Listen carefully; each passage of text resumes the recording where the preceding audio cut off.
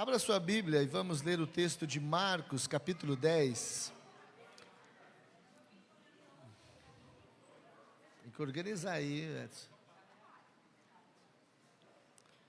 Assim já tem criança chegando lá na capela já. Já estão voltando já, tem uns que já estão voltando, já foram lá e... Se fosse na minha época, eu ia estar na terceira volta. Marcos capítulo 10, vamos fazer uma leitura nessa nossa meditação do texto, do versículo 46 até o 52. Marcos capítulo 10, 46 e 52. E foram para Jericó. Quando ele saía de Jericó, juntamente com os discípulos e numerosa multidão, Bartimeu, cego, mendigo, filho de Timeu, estava sentado à beira do caminho. E ouvindo que era Jesus o Nazareno, pôs-se a clamar: Jesus, filho de Davi, tem compaixão de mim. E muitos o repreendiam para que se calasse, mas ele cada vez gritava mais: Filho de Davi, tenha misericórdia de mim. Parou Jesus e disse: chamai-o. Chamaram então o cego, dizendo: tem bom ânimo, levanta-te, ele te chama. Lançando de si a capa, levantou-se, deu um salto e foi ter com Jesus. Perguntou-lhe Jesus: que queres que te faça? Respondeu o cego: mestre, que eu torne a ver. Então Jesus disse-lhe: vai, a tua fé te salvou. E imediatamente tornou a ver e seguia Jesus a estrada fora. Amém? Pai, nós agradecemos pela tua palavra. Sabemos que ela é o poder do Senhor, é a revelação exata do Senhor, é a palavra do Senhor. E ela também é alimento, ela é o pão vivo, Senhor, que alimenta o nosso coração. Ó Deus, aqui nós estamos diante da maior autoridade do universo, que é a tua palavra, que é o próprio Senhor. E nós queremos agora nos mergulhar, queremos, ó Deus, nos banhar nessa palavra, porque ela, ó Deus, lava o nosso interior, ela cura as nossas feridas, ela traz resposta às nossas indagações, e ela, Senhor, traz paz à nossa alma. Por isso, Senhor, usa a tua palavra da maneira qual o Senhor a destinou para esse momento, para esse tempo. Assim como já declaramos e voltamos a repetir, nós não estamos aqui apenas por uma agenda humana, mas estamos aqui por uma agenda do Senhor.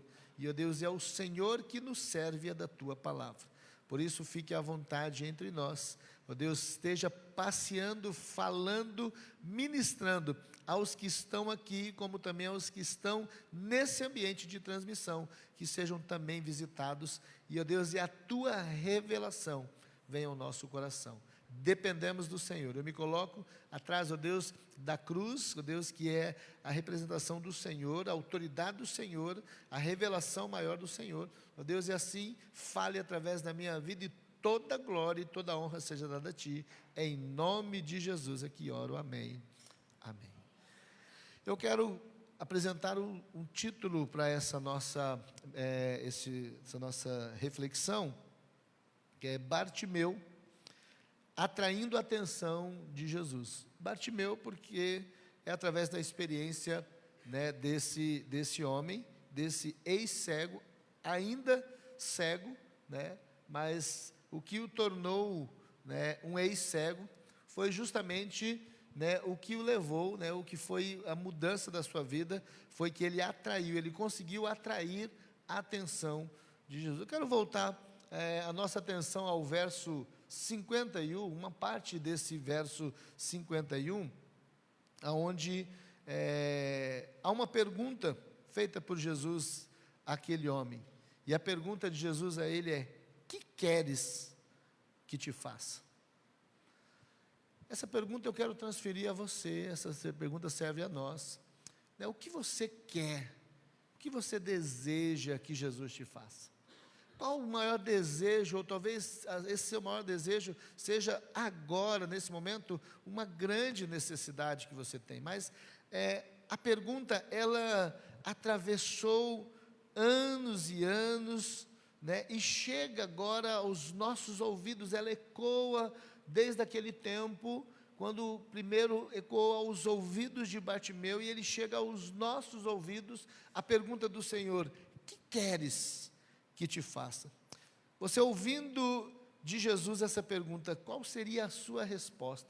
Qual a resposta que você dá ao Senhor nessa noite, diante dessa pergunta? Se isso acontecesse, não em um quarto sozinho, mas acontecesse em meio à multidão, como foi ali com Bartimeu, onde todos desejavam a atenção de Jesus, todos almejavam. O texto fala que Jesus saiu, ele tinha entrado em Jericó, e nós sabemos que esta entrada e depois essa saída gerou também o encontro de Jesus com Zaqueu. E aqui Jesus saindo, ele encontra esse cego, esse homem mendigando. O texto apresenta um pouco da sua triste biografia, e essa era a triste realidade, Bartimeu, apresenta o seu nome, a sua filiação também, e era muito comum, e ele levava justamente o nome, também junto do pai, ele era cego, estava, segundo o texto, naquela condição ele estava cego, e por conta da cegueira, o tornou mendigo. Não havia uma forma, ele não tinha posses, riquezas, e aí por conta disso não desenvolvia. Naquele tempo ele conseguia comer e adquirir o seu sustento através das atividades profissionais. Então, como ele não conseguia desenvolver nada, não havia previdência, não havia nenhum tipo de recurso, ele só lhe restava mendigar. Então ele era mendigo e ele ficava à beira do caminho. Ele ficava à mercê do cuidado das pessoas, daquelas pessoas de corações piedosos, que nós também temos muitos que ficam à beira do caminho. Não quero entrar no mérito do motivo a qual tem levado essas pessoas, mas olhando para a história de Bartimeu, essa era a triste realidade dele. Ele estava ali, porque ele estava cego, segundo o seu pedido, e a resposta dele a Jesus é que eu torne. Então nós entendemos que ele tinha perdido a sua visão, Nós temos vários outros relatos de cura de outros cegos, pessoas que foram curados, se enxergaram, e alguns eram cegos de nascença. Como nós temos o relato do capítulo 9 de Atos, que ele era um cego de nascença, e Jesus o curou quando untou os teus olhos, feito de saliva com a terra, e mandou que ele lavasse no tanque de Siloé. E ele voltou, e aí depois de interrogar os seus filhos: é esse o seu filho mesmo, o seu pai? É esse o seu filho que nasceu cego? É assim? E aí os pais um pouco se esquivaram do questionamento dos líderes, dizendo: olha, que é meu filho, sim. Agora, como aconteceu, pergunta para ele. Então, não entrou no mérito daquilo ali, mas eles assumiram que era o filho que eles tinham tido cego, que também vivia na condição de mendigo, que era a realidade daquele tempo. Se Jesus fizesse essa pergunta a você, como fez a Bartimeu diante daquela multidão, com certeza a sua resposta, talvez, não sei se é uma necessidade que você teria coragem de expor. E às vezes nós temos necessidade, nós temos situações que nos faz ficar envergonhados, tímidos, ainda mais fechados, sentindo ainda mais pequenos, inferiores. Aquela condição nos oprime ainda mais. De repente há alguma coisa que está acontecendo na sua casa e ninguém sabe. E aí você tenta fazer ao máximo. E às vezes, amados, acontece que de repente, quando foge do controle das forças, que quando acontece alguma coisa na casa, na família, e aí nós queremos sempre demonstrar para os de fora que tudo está bem, que é assim mesmo. Às vezes até pintamos a ideia, vou pegar o exemplo daquela conhecida como família margarina, né? Você já percebeu que as propagandas de margarina na televisão, as famílias é sempre sorrindo, tudo bem, é legal, mas pegam-se esse exemplo para dizer que às vezes nós pintamos assim um comercial de margarina na nossa casa, né? Tudo tá legal e na verdade nós estamos vivendo um baita de um problema, uma situação, e aí nós lutamos entre nós ali para segurar, tá? E quando aquilo dali sai do controle, e aí alguém fica sabendo, meu Deus, e agora? Eu me lembro, querido, que aconteceu algo semelhante na minha casa, comigo, eu e minha mãe, né, minha irmã também. Eu e minha mãe naquela luta, falando do Evangelho desde, né, do nascimento, enquanto eu comecei a entender, ter entendimento, ela falava do amor de Jesus, mas o meu coração duro, o meu coração fechado, e eu já tinha completado 13 anos, e aí envolvendo ainda com os amigos ali do bairro onde morávamos, e ali você sabe que o envolvimento, uma coisa, e aí vai para o esporte, parecia que era algo saudável, mas aos 14 anos, né, já em uma das tardes ali, me ofereceram o álcool. Me lembro pela primeira vez, e nós em casa não tivemos o contato. Minha mãe sempre nos ensinou acerca disso. Eu nunca vi envolvendo com isso, com algo. Ela não, né, liberta totalmente, né, e convicta dos malefícios disso daí. Mas eu, por curiosidade, numa tarde, fui sair para jogar futebol. E aí cheguei na casa de um dos que eram amigos, me falaram, amigo do fulano, é o de aniversário do fulano, vamos comemorar. Eu falei, como comemorar? E eu cheguei, alguns já estavam lá, bebendo, me ofereceram um gole, e aí eu entrei naquela bebida, nunca tinha bebido, imagina o que aconteceu, irmãos. Rapidamente eu fiquei embriagado e fora de mim. Não me lembro muitas coisas, algumas sim, e eu lembro da forma que, já escuro, eu cheguei na minha casa. E não perdi a consciência, cheguei em casa e parei no portão, não sabendo como eu cheguei. Alguns depois os colegas riam e relatavam a situação caótica até que eu vinha andando, tentando andar pela rua. Não, graças a Deus não caí, porque não tinha nenhum tipo de ralado, mas que a situação era bem feia. E eu cheguei, encostei na grade, e eu fiquei um pouco com dificuldade, envergonhado já, de chamar minha mãe. Só que minha mãe viu pelo vulto da janela, que tinha alguém lá de fora, uma lâmpada bem de frente de casa. Ela fazia sombra quando alguém chegasse, então ela viu. E quando ela saiu, ela deparou com aquela condição do filho, totalmente fora de si, embriagado, e eu não falando coisa com coisa, tentando me justificar. Só que ali estava um primo meu, tinha chegado um pouco antes de mim, estava ali me aguardando. Minha mãe conta que ela pediu que eu entrasse, ela me colocou para dentro, me colocou para tomar um banho, e eu me lembro que eu entrei para o banheiro, para tomar banho, eu estava numa condição, né, embriagado, e aí depois ela pediu para que eu, então, deitasse, e aí na hora do banho, o relato dela, ela me ajudou também no banho, e ela fala que enquanto eu estava no banho, ela pegou de um chinelo, e ela falou, queria extravasar a raiva. Ela tinha todo o direito, envergonhada, né, enraivecida por conta daquela imagem, mas ela teve compaixão. Graças a Deus ela também não encostou o dedo em mim. Podia ter feito a disciplina, mas não iria adiantar. E ela foi orar, e ela me colocou assim para deitar. Eu me lembro que eu deitei ali, apaguei. E aí ela me conta que ela foi depois falar com o meu primo, dizendo, o que você viu, por favor, não fale para ninguém. Só ore por ele. E ela pediu misericórdia. Onde eu quero chegar com isso, irmãos? Às vezes há situações que é assim como essa da minha casa, que aconteceu comigo, com minha mãe. Nós não queremos que as pessoas fiquem sabendo que tudo fugiu do nosso controle.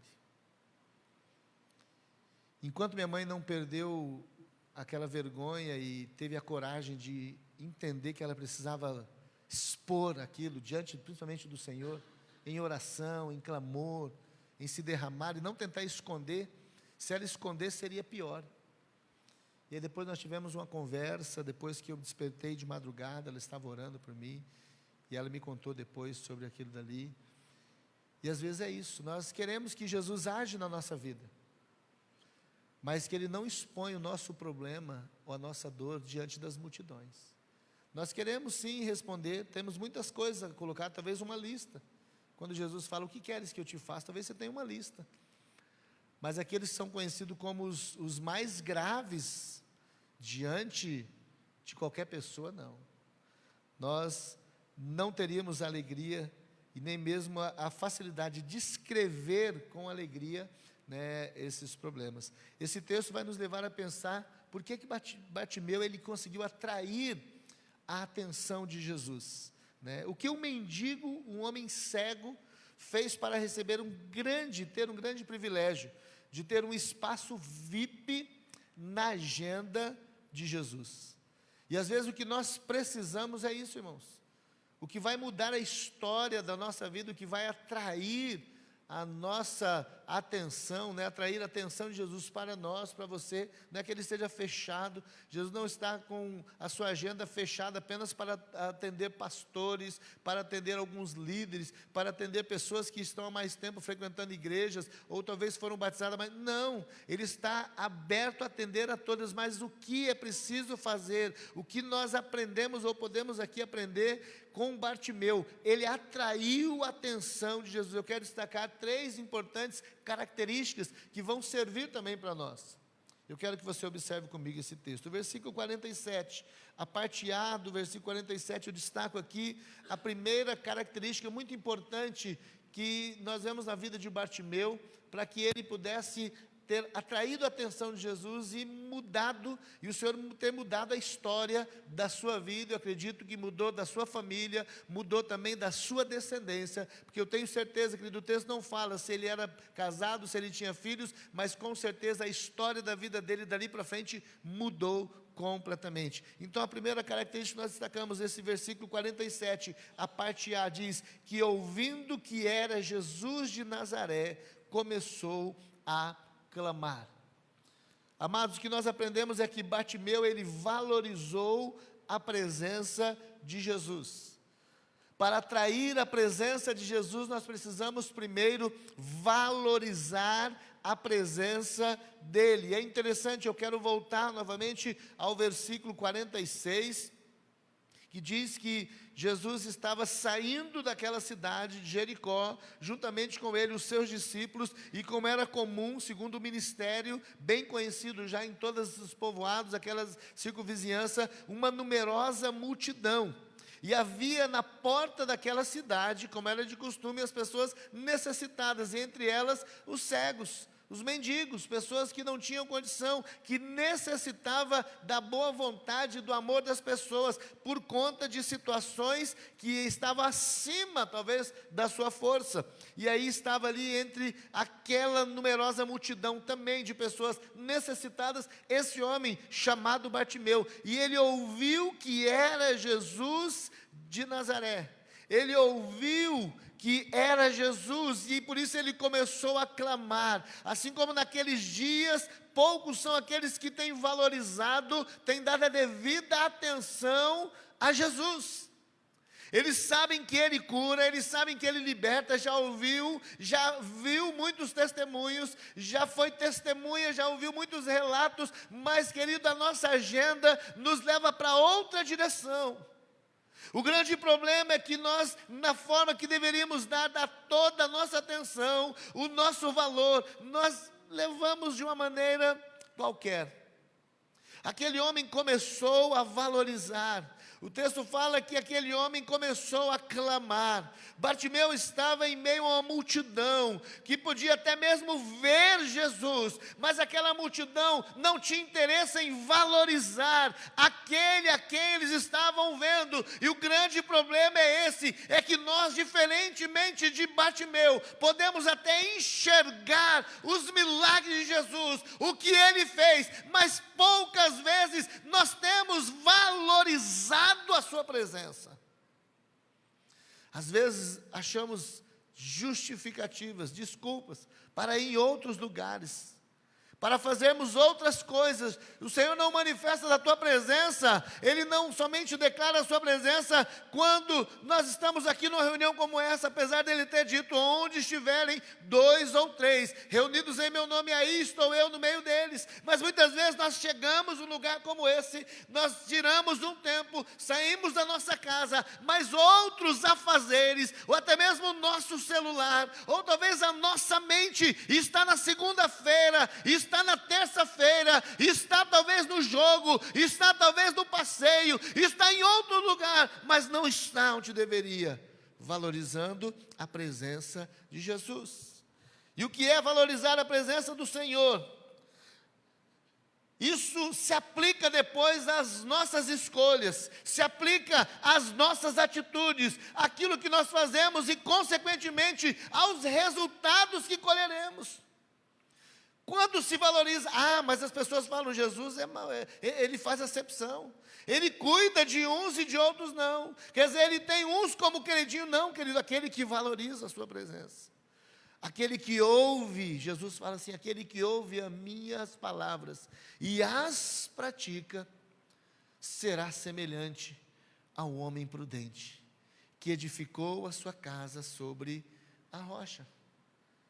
Caiu a chuva, sopraram os ventos, subiu a água e deram com ímpeto contra aquela casa, mas ela não caiu. Mas por quê? Porque ela foi construída no lugar certo, na rocha. Mas aqueles, ainda nesse capítulo 7 de Mateus, aqueles que ouvem as minhas palavras e não as dão a mesma e a importância que você deveria ter dado. E às vezes, irmãos, nós estamos muito mais acostumados com o ir e vir de igreja do que o fato de ser igreja. E aí que está o problema. Há tanto tempo, pastor, e nada muda. Você já escolheu ser igreja, ao invés de ir? Tudo bem que as coisas podem começar te ensinando a ir, mas quando você aprende, é como nós recebemos nossos filhos no colo. Recebemos e logo nós vemos que a criança começa a forçar a sua perna, a fazer, já ficar em pezinha, e aí começa a dar os primeiros passinhos, e quando aprende a andar, o que acontece? Logo ela começa a praticar o correr, e aí o pai e a mãe têm que correr atrás, ela não para mais. Mas nós, muitas vezes, na vida espiritual, nós não queremos andar, queremos ficar no colo o tempo todo. E aí os nossos resultados serão resultados atrofiados, sempre atrofiados, sem desenvolver. Olha só o exemplo, eu quero destacar aqui o exemplo bíblico da arca na casa de 2 pessoas, Abinadab e Obed-edom, no tempo de Davi, no tempo de Saul e depois no tempo de Davi. 1 Samuel capítulo 7, verso 1 e 2 diz que a arca ficou na casa de Abinadab 20 anos. Eu quero que você entenda o que era a arca. A arca da aliança representava a presença do Senhor. Ali estava o pão dos testemunhos, estava também o cajado, e era a presença do Senhor, a representação da presença da aliança. Ela, em cima haviam 2 querubins voltados as suas asas para frente, um para o outro, e ali era o Shekinah de Deus. A presença do Senhor. Tinha que saber lidar, tinha que aprender, tinha que valorizar. Era a própria presença, a representação. O sumo sacerdote, ele se apresentava, deveria apresentar uma vez ao ano diante da arca para oferecer sacrifício por ele e por toda a nação. Aconteceu que a arca foi roubada. Os filisteus roubaram a arca. E assim eles levaram e colocaram na casa do seu Deus. Deus feriu aquela nação por conta da blasfêmia, da indignação que eles cometeram. E aí logo eles devolveram, eles foram assolados em questão de 20 dias, eles viram o mal, entenderam que eles não deveriam ter feito isso, e eles devolveram, colocaram ela em cima de um carro de boi, com uma junta de boi, e ele colocou ali as lenhas, e ele colocou também alguns objetos que representavam a enfermidade que assolava, e mandou com que aquele animal conduzindo, fosse até em direção ao povo do Senhor, para que chegando ali fosse oferecido o sacrifício ao Senhor, para que Deus assim tivesse misericórdia. E assim aconteceu. E o texto diz que então vieram os homens de Quiriate Jearim e levaram a arca do Senhor e trouxeram a arca de Abinadab no outeiro. E consagraram Eleazar, seu filho, para que guardasse a arca do Senhor. E sucedeu que desde aquele dia a arca ficou em Quiriate Jearim. E tantos dias se passaram que até chegaram 20 anos. E lamentava toda a casa de Israel pelo Senhor. Esse é o relato que nós temos do tempo que a arca ficou na casa de um homem chamado Abinadab. Consagraram um dos seus filhos, para que fossem como sacerdote, para cuidar, para zelar. Mas nada mais nós temos, e nós vamos ter mais à frente um relato muito triste que aconteceu com os outros dos filhos. Quando Davi sentiu no seu coração o desejo de trazer a arca de volta à presença do Senhor, preparou um lugar, e assim Davi foi, e Davi apenas se informou como ela chegou naquele lugar. E aí, meus irmãos, o que nós temos que aprender? Nós temos que tomar cuidado para não levar as coisas do Senhor de qualquer jeito. Às vezes nós queremos ser abençoados, precisamos, mas nós desenvolvemos hábitos errados de levar as coisas de Deus do jeito qualquer. Enquanto eles foram buscar, a palavra vai revelar e vai nos mostrar que Uzá e Aiô, um dos filhos, ajudaram no transporte, como os filisteus não sabiam, não conheciam. Assim eles fizeram, colocaram a arca também em cima de um carro de boi e começaram a caminhar. A diferença nesse percurso é que estavam o povo cantando e louvando, feliz, porque estavam levando a arca, achando que estavam fazendo certo. Mas o texto vai mostrar que eles estavam levando de maneira errada. E aí a junta tropeçou de boi, o carro passou numa pedra, e estava lá Uzá cheio da boa vontade de querer agradar a Deus, mas agradar a Deus da maneira errada, do seu jeito. O grande problema às vezes é que nós queremos que Deus se enquadre na nossa maneira de ser, e nós queremos dizer para Ele: olha, eu sou Deus, você é servo. Quem somos nós? Mas com quem você aprendeu isso? Aprendi com os filisteus. Mas quem são os filisteus para ensiná-los? Por que vocês não foram nos anais, na lei? De que maneira eu deixei? Quais são as orientações? E aí, querido, o texto fala que eles descumpriram a lei de Deus. E eles foram feridos. Uzá foi ferido e acabou morrendo. Quantos têm feito o mesmo?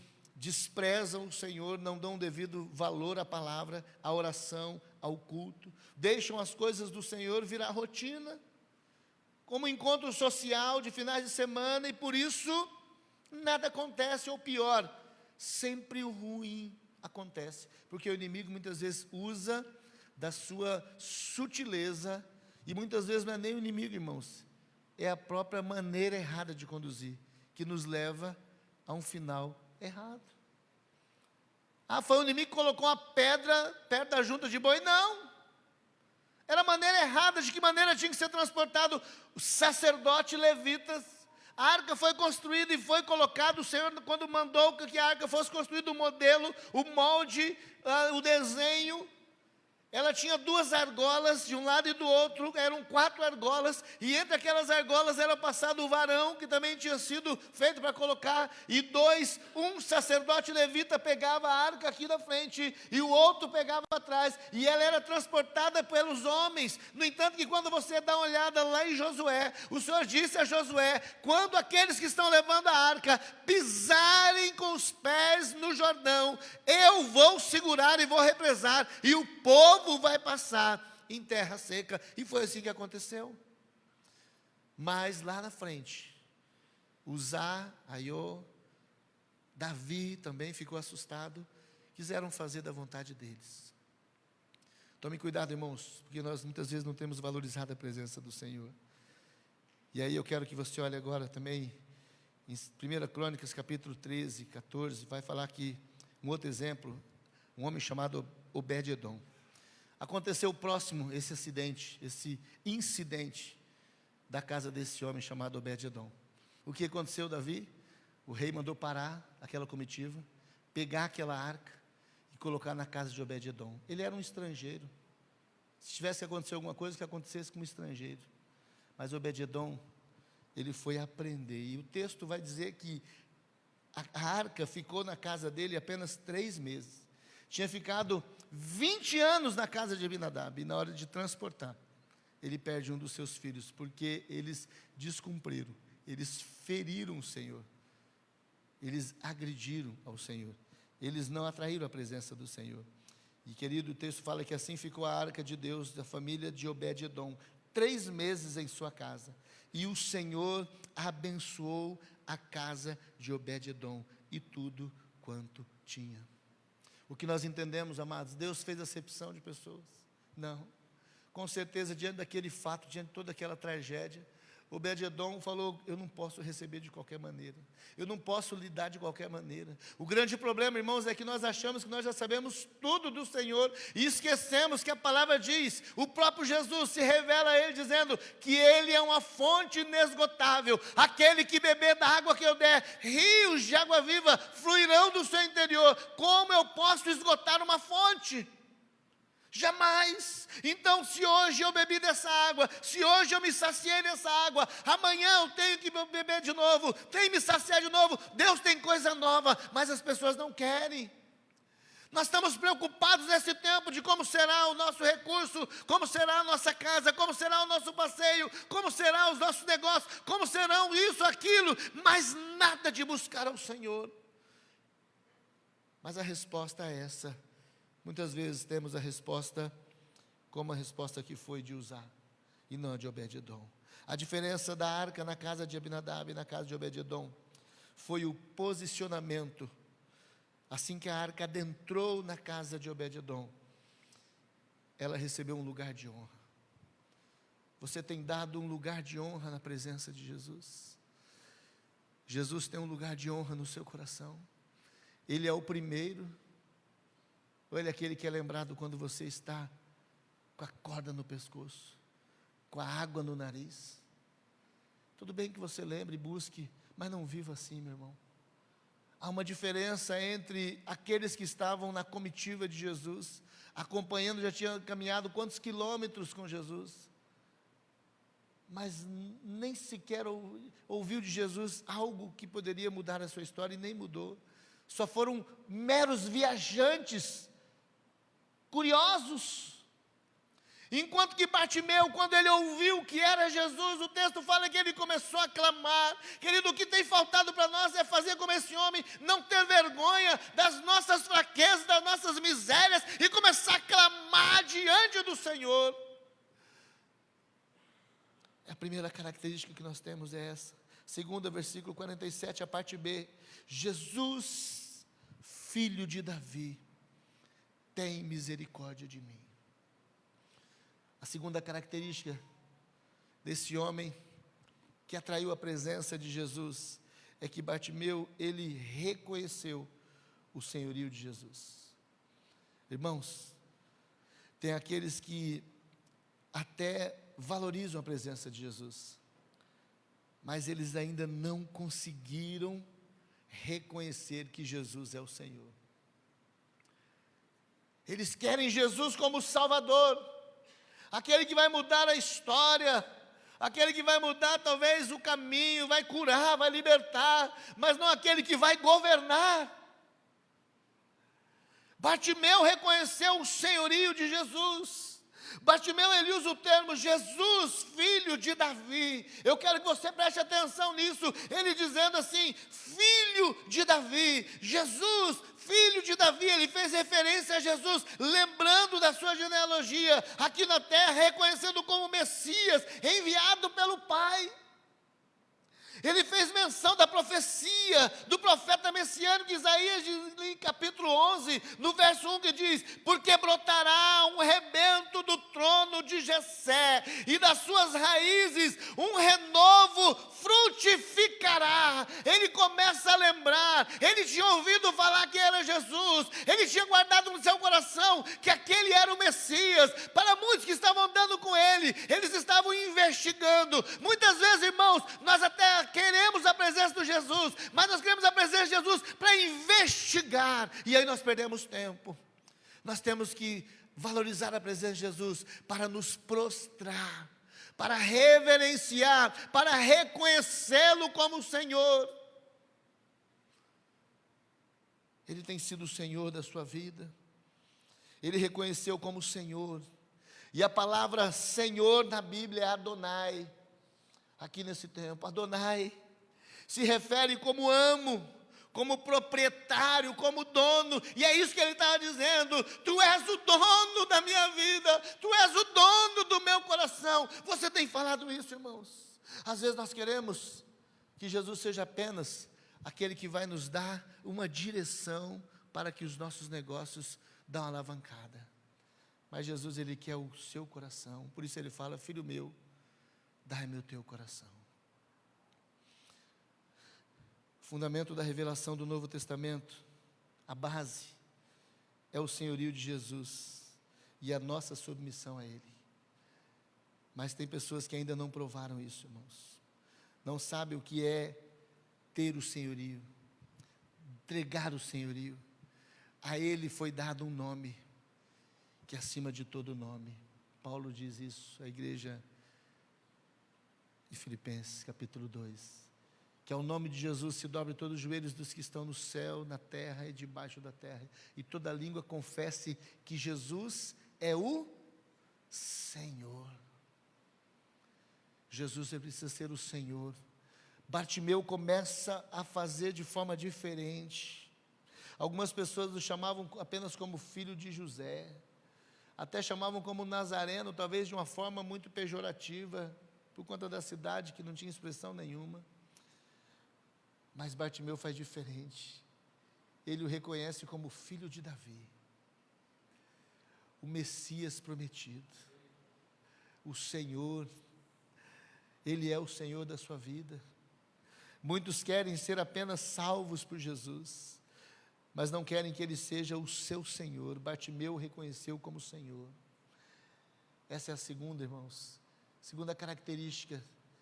Ele não apenas valorizou aquela presença, mas ele o reconhece agora como Senhor. Jesus é o Senhor. E terceiro e último, versículo 46, e muitos o repreendiam para que calasse, mas ele clamava cada vez mais: filho de Davi, tem misericórdia de mim. Bartimeu não deixou que a sua fé fosse influenciada pelos incrédulos.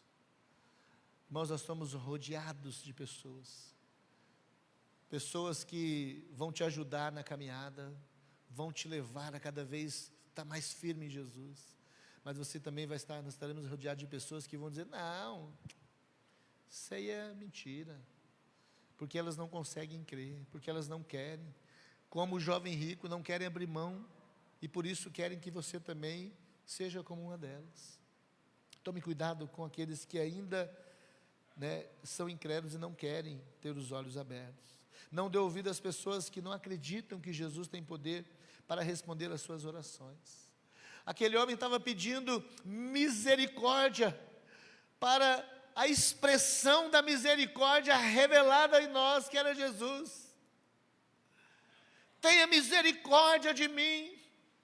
Não se preocupe se estão reclamando de você. Continue clamando, exercitando a sua fé, na esperança de que a extraordinária presença de Jesus vai manifestar um milagre na sua vida. Não desista, não pare. Não pare, irmãos. O clamor, o desejo do seu coração, a necessidade, a sua expressão de clamor vai incomodar a muitos, mas não pare de clamar. Aquele homem foi questionado, aquele homem foi tentar impedir, colocar uma mordaça na sua boca, mas ele falou: não posso. Quem não tem autoridade ou poder para resolver o nosso problema, também não vai poder impedir o nosso clamor. Somente o Senhor pode calar os nossos lábios, mas Ele não vai querer que os nossos lábios sejam fechados. Por isso não pare. Bartimeu, naquele momento, ele abriu mão de mais um dos seus sentidos. Um dos importantes sentidos que nós temos é a visão. Ele não tinha, ele tinha perdido. Não sabemos quanto tempo. Segundo o seu pedido, fala que eu volte a ver. Não sabemos se ele perdeu ainda criança, na fase da adolescência, adulto ou há pouco tempo. Mas ele estava numa condição horrível, era terrível. E ele tinha perdido um dos sentidos muito importantes da visão, mas naquele momento, irmãos, ele começa a abrir mão de mais um. Ele já não tinha visão e ali ele passou a não ter mais também a audição. E tem momentos que nós temos que abrir mão de coisas que para nós são essenciais, mas que vão nos preservar. Eu falo abrir mão no sentido de não dar ouvido, e como nós temos facilidade de usar os nossos olhos para ser atraído para outro lugar e tirar os olhos de Jesus, ou talvez deixar que os nossos ouvidos sejam levados a outra direção, e assim atraído. Aquele homem não deixou que os seus ouvidos o levassem longe do Senhor. Ele estava com o ouvido voltado àquele barulho, ao som que via, porque ele perguntou: quem está passando? Falaram para ele: é Jesus. Ele falou: não posso deixar essa comitiva passar. E as pessoas do outro lado dizendo: para, isso está atrapalhando, você está impedindo, está incomodando o mestre. E aí naquele momento ele fala: eu não tenho mais audição para isso. Ele tornou surdo, e também agora, além de cego, surdo. Os incrédulos tentam nos conduzir e nos levar à mesma condição que ele. Mas eu quero que você entenda, meus irmãos, que nós precisamos tomar uma posição de não dar ouvidos àqueles que querem destruir a nossa fé. Continue clamando. Ele continuou clamando mais alto: tenha misericórdia de mim, filho de Davi. Não pare de clamar, busque a atenção de Jesus, com a certeza que Ele responderá às suas orações. Não pare de clamar. Nós encontramos pessoas com grandes necessidades. Talvez não tenha aqui entre nós aquele que não tenha um problema. Talvez você não tenha só um, você tenha 10, você tem 20. Eu não estou dizendo que o Senhor não vai valorizar a sua vida, mas você precisa aprender a clamar, querido. Comece a clamar, não deixe que o barulho do sono, das coisas do mundo, das pessoas que vão falar de forma incrédula ao seu coração, não pare de clamar. Eu quero concluir com você. Diante do que nós aprendemos sobre atrair a presença do Senhor, Bartimeu, ele valorizou a presença de Jesus. Bartimeu, ele reconheceu o senhorio de Jesus. E Bartimeu, ele não deixou que a sua fé fosse influenciada por incrédulos. E o versículo 49 a 42 diz: e Jesus, parando, disse que o chamasse. Chamaram o cego, dizendo: tem bom ânimo, levanta-te, ele te chama. E ele, lançando de si a sua capa, levantou-se e foi ter com Jesus. Jesus diz: que queres que te faça? Ele fala: mestre, eu quero ver. Eu quero novamente ver. Bartimeu, ele não foi escolhido por um sorteio aleatório, irmãos. Nós podemos enxergar isso. Não foi um sorteio que foi feito, nem uma indicação de que viesse a favorecer, de alguém que é conhecido de Jesus lá de Nazaré, dizendo: Senhor, quando o Senhor passar lá em Jericó, eu tenho um primo, está cego, para lá, Senhor, ele é um daqueles mendigos lá, procura por ele. Não foi uma indicação, seja de uma pessoa comum ou de uma autoridade, não, queridos, não que Jesus não atenda. Ele atendeu o pedido de um centurião, ele atendeu o pedido de uma mãe que tinha uma filha que estava terrivelmente endemoniada. Ele atendeu o pedido, o chamado de tantos. Ele atende, mas nesse caso, querido, foi a expressão, foi o que moveu o coração do Senhor, a atitude daquele homem. Ele se coloca diante do Senhor. Ele percorreu por um caminho que todos nós podemos percorrer. Esse foi o caminho que Bartimeu percorreu, o caminho que todos nós podemos percorrer, que é atrair o favor do Senhor. Você pode valorizar a presença de Jesus, ou começar a valorizar a presença. Sabe o que eu digo que você pode? Você não está aqui por acaso. O Senhor que te trouxe aqui nos trouxe para você entender que Ele quer se revelar a você. Ele quer que você o reconheça como Senhor. Jesus não é um conto da história como os homens estão distorcendo e dizendo por aí. Ele é o Senhor. Ele veio, morreu por nós, ressuscitou, foi assunto aos céus. Mas antes, Ele disse: vou, mas voltarei, para que onde eu estiver, eu quero que vocês também estejam. Levarei para mim mesmo. Ele voltará. Queridos, não deixe que a sua fé seja abafada. Senhor, eu não tenho, mas nessa hora o Senhor quer fazer brotar, nascer no seu coração. Qual a sua maior necessidade?